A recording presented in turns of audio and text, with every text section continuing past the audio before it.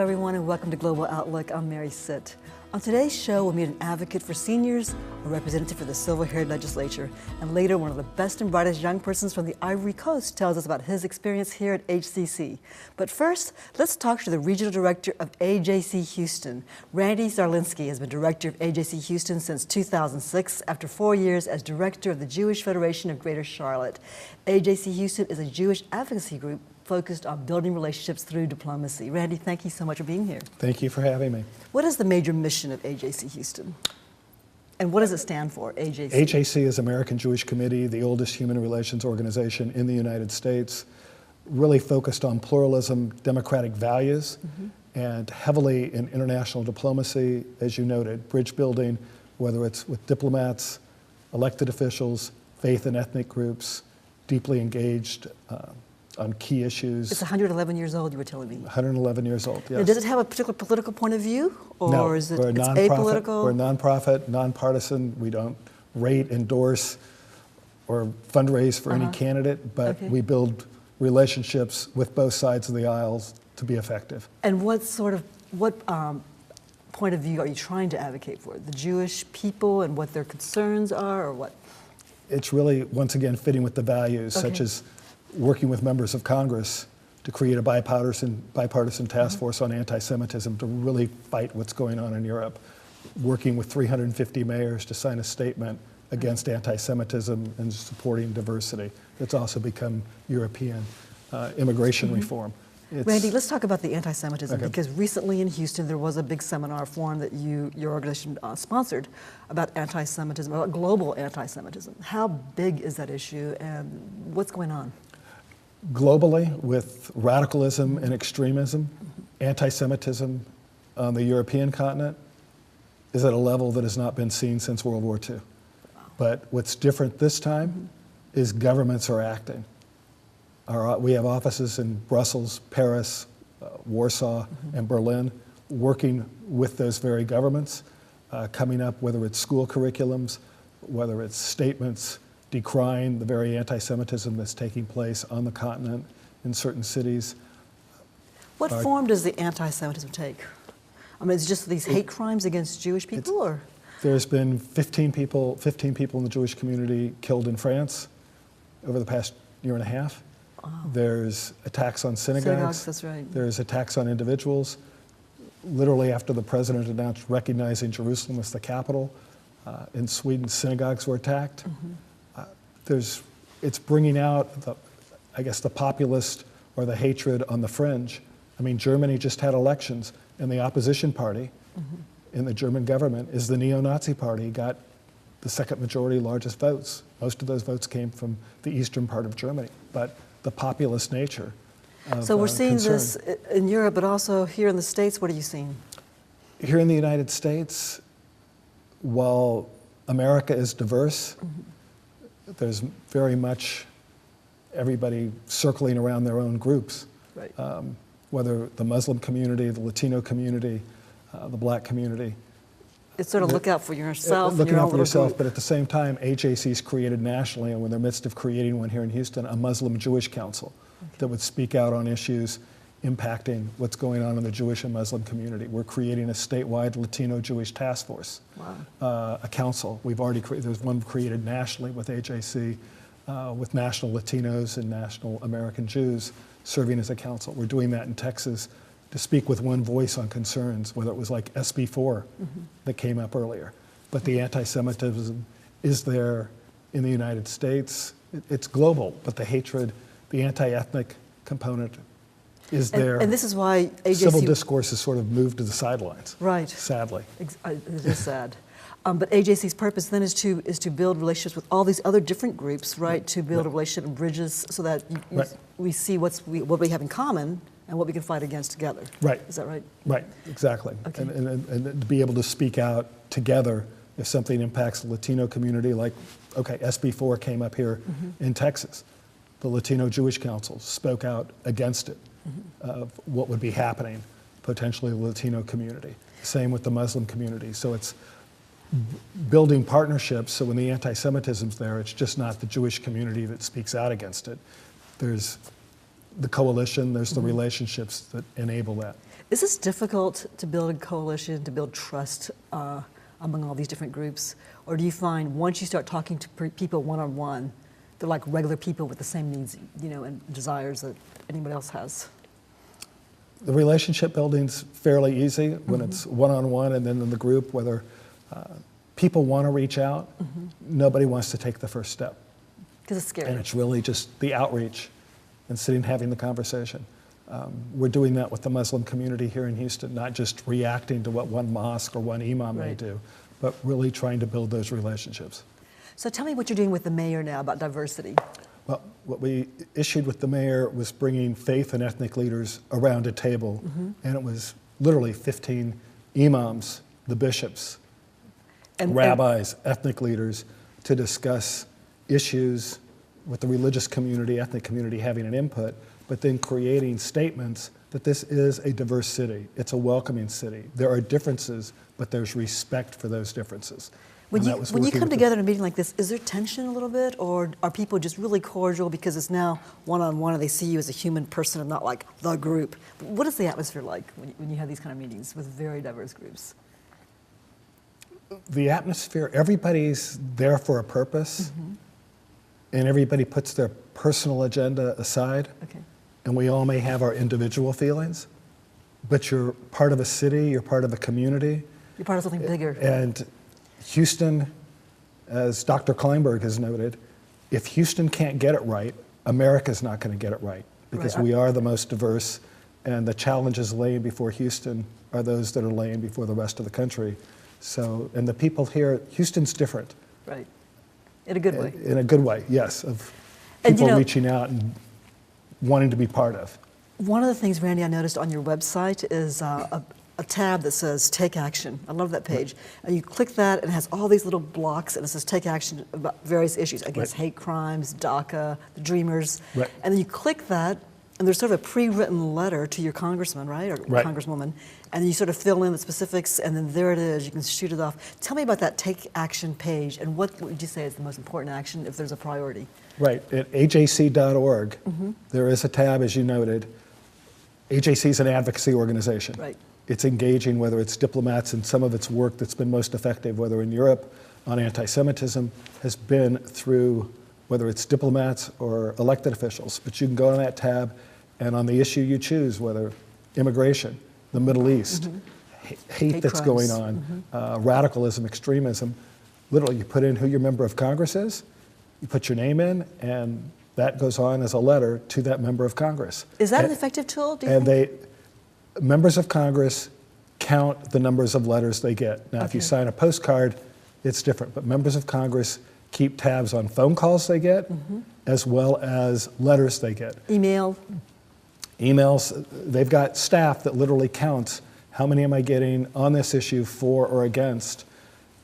And so it makes a difference. have a voice, and it does make a difference. There is a voice. I mean, there's a reason that issues in Washington get modified or get put aside, because there's an outcry. How can regular people who are just citizens and not necessarily an elected official get involved with your group and become a part of it? HAC's heavily within the Jewish community, but for our work on immigration reform, specifically DACA, we've had 6 immigration summits.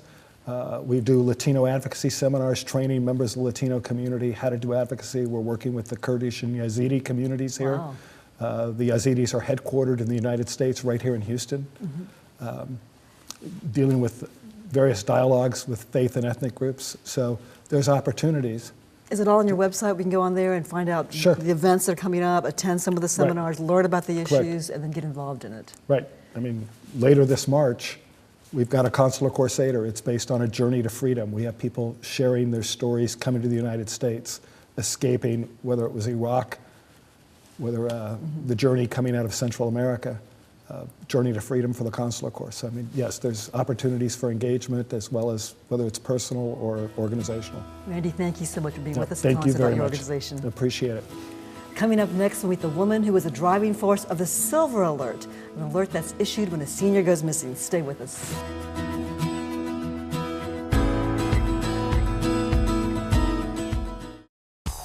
Houston Community College and Apple are teaming to bring iOS coding to everyone, creating opportunities in the app economy. Our cutting-edge iOS coding and design program teaches students to make apps that can make all of our lives easier. Open to all, benefiting everyone. Our partnership with Apple moves HCC to the front of the class in teaching app design. This innovation is one more reason why we are Houston's community college. The construction COE is like a big umbrella. We have several disciplines goes underneath it. Construction technology, plumbing, heating, ventilation and air conditioning, industrial electricity, and solar technology. The students are excited to be a part of this program because they realize that it is positioning them to outshine the competition. At the Houston Community College, we focus on the future. The transition of the student from Houston Community College to the workplace, it will be seamless. I am a veteran. My victory was finding the strength to be a champion. My victory is having a job I can be proud of. At DAV, we help veterans get the benefits they've earned. My victory was finishing my education. My victory was getting help to put our lives back together. DAV provides veterans with a lifetime of support. My victory is being there for my family. Help us support more victories for veterans. Go to DAV.org. Center of Excellence for Global Energy offers programs in drafting, design engineering technology, electronic engineering technology, instrumentation, control engineering technology, process technology, and petroleum engineering technology. Graduates from our programs in science engineering technology can expect $50,000 to $100,000 of salaries per year. If you're interested in a successful career in science engineering technology programs, join HCC Global Energy.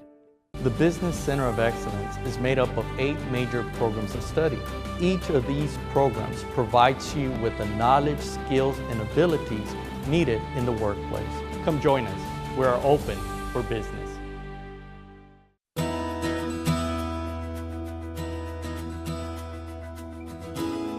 Our next guest has silver hair, but don't dismiss her as a sweet grandma who sits in a rocking chair all day.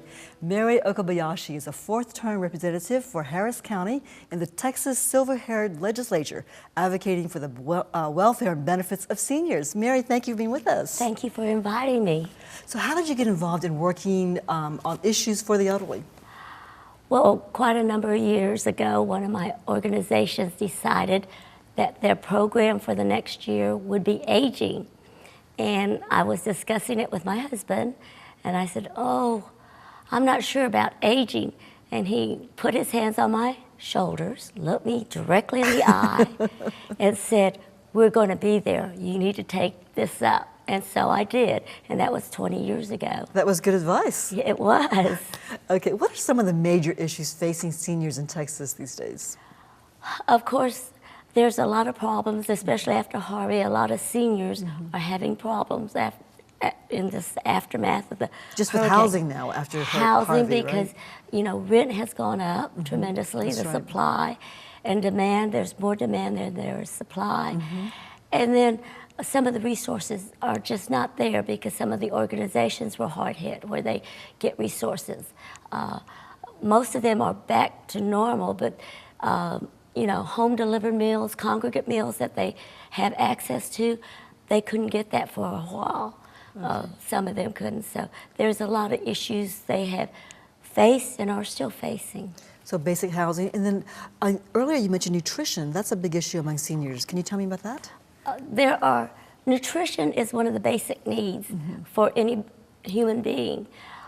Some seniors only have access to 1 meal a day, and so having access to a home-delivered meal, which represents 1/3 of your required daily allotment of food, as well as a congregate meal where they go to a community center and get a plate for lunch and eat socialize. That's and important. socialize with the others, and then there are programs there where they learn things, do things, and it has a lot to keeping these seniors involved and engaged. And there are not enough of these programs going around right now, right? Money is always the issue. There's waiting lists for all of this, and the City of Houston Health Department has really been trying to get that waiting list down for the seniors. As a member of the Silver-Haired Legislature, what exactly do you do? Is this a volunteer position? It's a totally volunteer position, Okay. but it is also an elected position, so Really? we take it very seriously. Who elects you? Seniors who are registered in Harris County to vote, who are registered to vote in Harris County, can vote. Wow, okay, I didn't know that. So if there is, you have an opponent, then it will be open to the registered seniors to vote on you. And tell me about what you do. What are some of your activities and what do you advocate for? Well, in 1985, the state of Texas charged us to advocate for senior issues and bring before the legislature as well as the state of Texas offices and agencies. And so we are here to educate other people who are 60 and older to know how they can go out and be a force to reckon with and get their issues before the public, as well as helping them to be a part of the community and understand the community. And the Texas Silver-Haired Legislature accumulates a lot of this information and so you collect the data and analyze it and then... Not so much collect the data, but the issues. Okay. Understand the issues and see if we can take it before the state in the form of a resolution. Okay. And advocate for that with the state legislature. And you do that every year or every... Every 2 years, because our legislature only meets every 2 years. Okay. So this April, we will be having a legislative session to determine what issues we're going to bring before the state.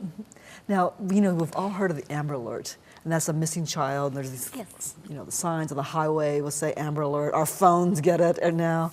But you were instrumental in helping to pass something called the Silver Alert. Can you tell me what you did and how it happened? Thank you. I helped to get it passed. I wasn't You're a big totally help. You knocked on a lot of doors. Yes, the Texas Silver-Haired Legislature, along with a coalition of a lot of other organizations, was behind this move, and this was in 2003. Okay. And of course, back then, we had a budget crunch. Right. And one of the factors when I was knocking on senators and representatives' doors was explaining there was very little financial burden on the state because we already had the Amber Alert. Right.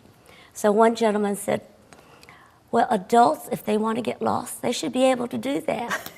And I said, I'm sorry, they can, but we're talking about seniors who have dementia or cognitive impairments of some sort, or have diabetes and can go in a diabetic coma. They don't make that choice for themselves. Physically, mentally, they can't do it. So they need this extra help to find them so that they don't get lost, or they're stuck in their car in 100-degree temperatures and they possibly will lose their life. That's why we need it. So it passed. And didn't you also point out what would you do if your mother or grandmother were in that situation? Yes, and then I asked this gentleman, you're relatively young, but your parents may be there shortly, and come to find out years later, they did develop some cognitive impairments, and he understood a lot more then. Did he come back to you and thank you for helping? When I met him, yes. That's great. So but I thanked him for his support to get it passed. So that's when it's satisfying, when you can accomplish something like that and make a difference in people's lives, something like the Silver Alert. So what can we do as a community to make things more age-friendly for the elderly? There's a lot to do. We need to visualize ourselves in their place, because a lot of the homes are not senior-friendly. You have a big step up into the homes, and a lot of the homes now, because of the flooding, are being built 4 or 5 feet up. A lot of seniors can't get their walker up a flight of stairs to get into the house. And a lot of the hallways and bathrooms are not accessible with a walker or a wheelchair. So you're saying from a building standpoint, builders need to keep that in mind when they're building, is that right?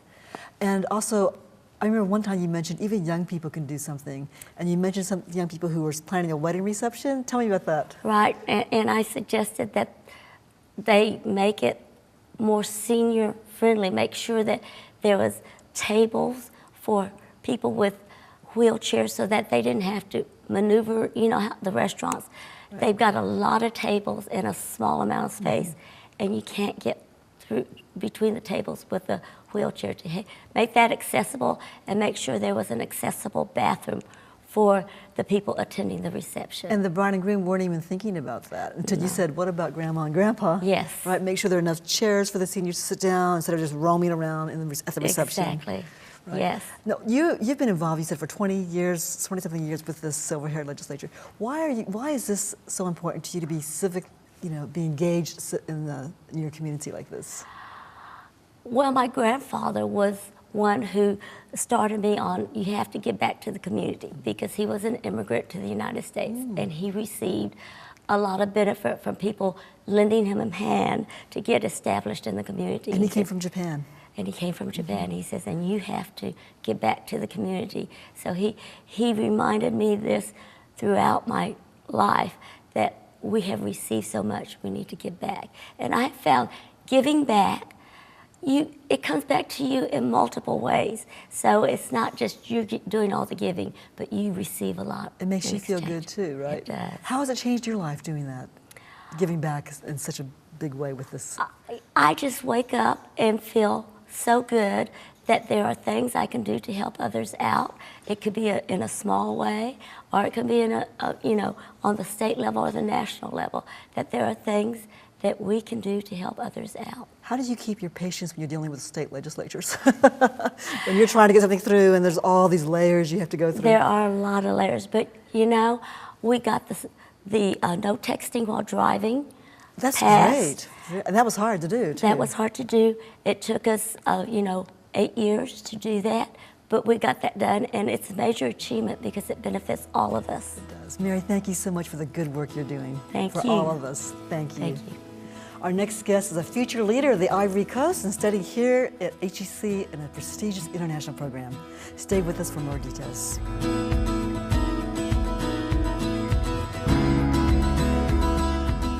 Computers run everything in our lives, and we have built this incredible digital infrastructure. It's a wonderful thing. That infrastructure has to be maintained.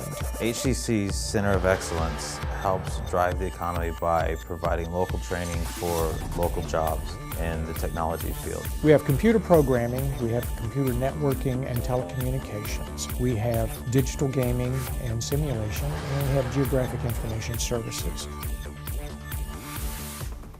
An engineering career is a wonderful career.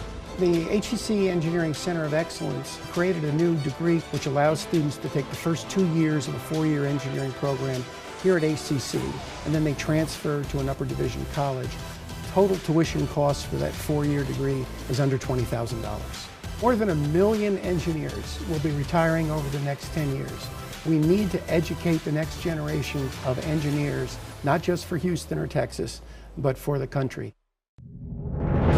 The Logistics Center of Excellence has 2 programs, one of which is the Logistics and Global Supply Chain Management program, as well as the Maritime Specialization.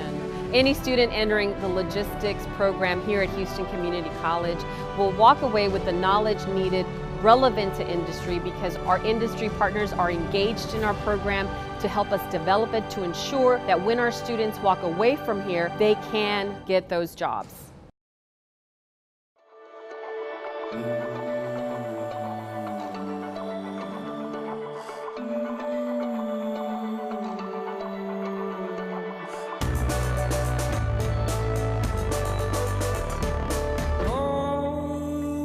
To pose, now sure.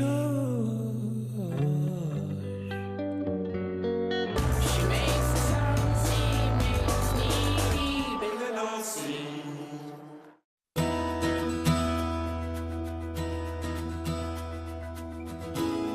HCC has a prestigious fellowship program financed by the U.S. government, a program that brings the best and brightest young people from around the world to learn about the U.S. and hopefully develop valuable relationships. Our next guest is from the Ivory Coast. David Zamble is studying banking here at HCC. David, thank you for being with us. Thank you for inviting me. Tell me what the process was like to get that fellowship to come here. Well, it was a very, very long process. We got 800 people applying for the process, and then after that you got just 30 people selected for an English test. Okay. After that, you have... Wait, from 800 to 30? Yeah. And you made the cut? Yeah. That's pretty impressive. And I was very happy. And after that, you got an interview. Uh-huh. So after the English test, 30 people go for the English test, and then 15 people are selected for the interview. Okay. You go for the interview. It's like 45-minute interview. Oh my goodness. And they ask you a whole tough panel questions. of people? Yeah, like 3 people from the Uh-huh. Department of State. And they ask you tough questions. You need to be calm and relax and show that you feel comfortable. And you have a great smile, so I'm sure that helped. Thank you very much. And then after that, you have 10 people selected. So after the interview, when you're selected, it's like you almost did it. Right. So all you need to wait for is for you to be placed in the college here. So you still have to pray because sometimes it's not obvious that you get placed in the college here because it's still competitive. So some people got selected after the interview and they couldn't be selected by college here. Okay. Because you apply again. So you must have been pretty excited to be selected by HCC to come here. Is that right? Yeah. Actually, I didn't know that Houston Community College was part, but I was very happy when I heard about Houston because I knew about Houston. That was a great city. I didn't want to go to the... How did you hear about Houston? What did you know about Houston when you were in the Ivory Coast? Well, you have the Houston Rockets. Oh, okay. Sports, of course. Yeah, sports. And now the Astros, right? The World Series. Yeah, So, right. I'm lucky you won. So what was your first impression of Houston when you first got here? Well, it's very big. Uh-huh. It's very big and very spread. It's diverse. I really like that. You can find Latinos, you can find black people, and you find everything. And you hear so many different languages everywhere, right? And my English has improved, but so has my Spanish also. How many languages do you speak? Let's say I speak English, French. Uh-huh. Which is your language in the Ivory Coast? That's my native language. French, Spanish. I got 3rd level, and I have some knowledge in Portuguese also. Very good. That's terrific. How did you get interested in international banking? Because that's what you're studying here, right? Yeah. So before, when I was a kid, I wanted to do soccer, you know, like all the kids. Right. And my dad didn't want that because he's also into finance and he wanted me to do the same thing as him. I didn't want, but I started to be interested, especially after the crisis of 2008. I started to read books about that, to watch documentaries and even movies. So I started to be very, very interested about that. And I said, okay, I want to have a career in that. Not because of that, but because I really love it.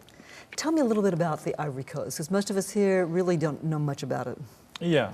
First of all, you come from a family of 5 kids, right? Yeah, And you're the oldest one. Yeah. Okay, and what city? In Abidjan, okay, the capital city. So the Ivory Coast is located in West Africa, right? Next to Ghana. Most of the people here, they heard about Ghana. Yes. So that's a reference. And it's very diverse because we have like 64 languages spoken. Oh my goodness. Yeah, besides French, which is the official language. Okay. And people are very friendly. So I was happy when I came in Houston. That was and it's hot there too, just like here, right? Yeah, it's hot, a little bit less humid, but it's also hot. So we are used to the hot, and when you come here and start to be winter, you're freezing. What would you like to take back with you when you go back home from what you've learned here in the States? Well, here I really like the American mindset. It's Okay. like people are not complex. I came here, I'm young, and I have friends who own their own companies, they are CEOs. And I learned that you shouldn't be complex, shouldn't have an inferiority complex. When you want something, go get it. You can talk to somebody and you're just gonna be friends. And you don't know who is who. So be friendly to everybody and don't be shy. Like Very when you good. have an objective, work for that. So go for what you want and don't be shy about it and be friendly to everyone because you don't know who's going to help you along the way. Is that right? Definitely. That's great. Well, good luck with your career back in the Ivory Coast. Thank you for very much. being on the show. Thank you. Good luck. That's all for this edition of Global Outlook. Join us every Friday and Sunday at 7:30 a.m. and 7:30 p.m. plus Saturday at 10 a.m. I'm Mary Sitt. Thanks for watching.